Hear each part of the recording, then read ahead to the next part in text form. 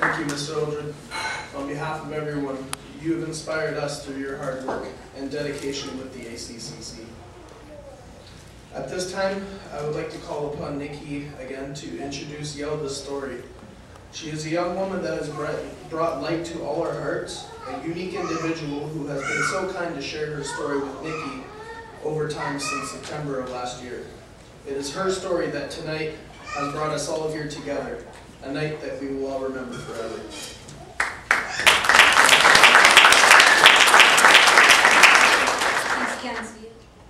We, the Culture of Peace Committee, are honored to present to you tonight the truth about one brave, young Afghan woman, our friend and long-distance colleague, Yelda Mahmood.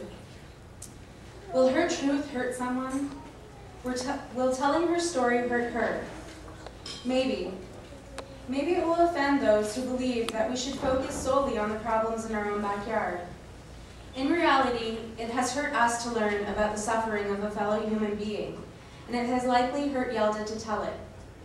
The story of Afghanistan and its people, however painful it may be, is not something that can be switched to a nicer channel. Reality cannot be channel surfed.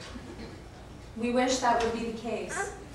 And we, who are now friends with Yelda, although we recognize the pain, know that it is what we do with our pain that counts. Yelda and I met just under 1 year ago and have maintained communications through the internet ever since. Yes, Yelda is hooked up to the internet. In fact, she is very well educated in the use of many computer technologies and applications. Would this have been possible during the Taliban rule, when the windows of houses were painted black so the women inside could not see the outside? This is Afghanistan today.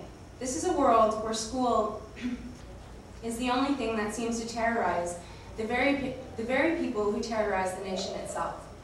At least the Taliban recognize the power behind education. It is in this world that my friend Yelda lives. Yelda is one of the many young women attending the Afghan-Canadian Community Center, the ACCC, who is sacrificing for a peaceful and violence-free Afghanistan. In just over 2 years, over 1,000 women have received an education from the ACCC. Although they continue to face acid attacks, death threats, and beatings, these women are not distracted from their goal of an education. She explained, "Last night there was a bomb blast near our house. It occurred at 8 p.m. and another 2 hours later. I was studying, but the blast was so strong and so close that it vibrated the room. The electricity went out. I got up and tried to see where the blast came from, but unfortunately there was no electricity. I could not see where it happened, nor could I conclude what it was about. What would you do?" When the electricity came back on, Yelda continued her stories. "I teach computer to other girls who pay me directly. These skills I learned at my school. I must provide for my family. Thanks to the ACCC training I have received, I can help keep my family. Every moment is risky for us. Do you know how much others struggle? If there is no income, we have nothing. No one will help us. There is hardship everywhere. I am so happy to be in contact with you and to be able to share my thoughts with you. It gives me hope to know that there is someone on the other side of the world who cares to hear my story. Maybe we are not isolated by the Taliban. Maybe someone is listening.